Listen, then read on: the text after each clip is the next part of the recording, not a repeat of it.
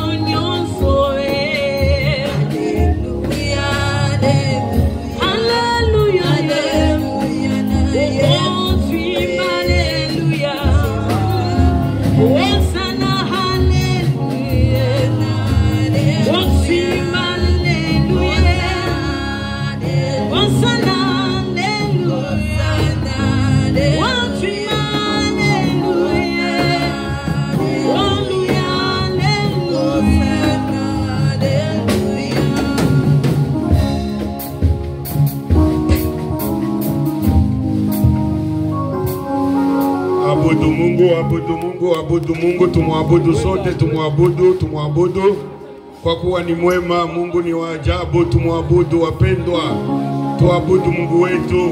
Kama ni kupiga magoti, piga magoti. Kama ni kuikala, kama ni kushimama, shimama, abudu Mungu wako. Abudu Mungu, ni mwema, Mungu ni mwema, Mungu ni mwema, Mungu ni mwema, Mungu ni mwema. Haleluya, haleluya, haleluya. Asante Yesu. Asante Bwana, Bwana mabwana, mfalme wa amani, Mungu wa ajabu.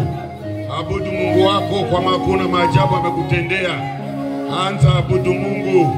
Umutape kwa ukubwa wake, umtape kwa uzuri wake, umtape. Mungu wetu ni mwema. Mungu ni mwema, Mungu ni mwema. Mungu wetu ni mwema.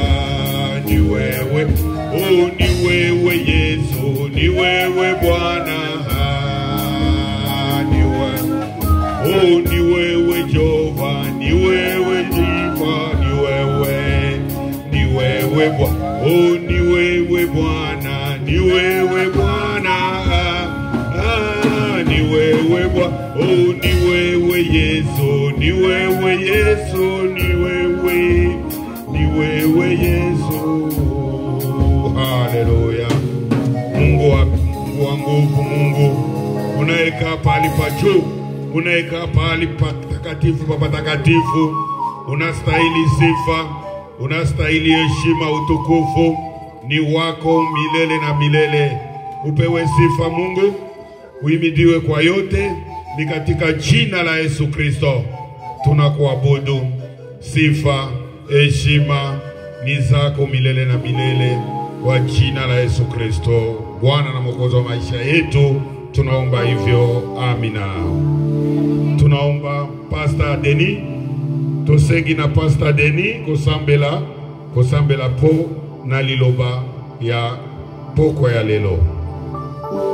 Dieu de grâce et Dieu de toute bonté, merci pour ta présence au milieu de nous. Nous t'adorons, nous t'élevons, nous te magnifions, Seigneur. Le nom de Jésus au milieu de nous, Seigneur. Père, nous ne connaissons point d'autre Dieu. Nous ne connaissons point d'autre Sauveur. Nous ne connaissons point d'autre Seigneur. Si ce n'est que toi, Jésus-Christ. Oh, nous sommes réunis en ce lieu à cause de ce que tu as accompli pour nous à la croix. Oui, Jésus-Christ règne au milieu de ton peuple.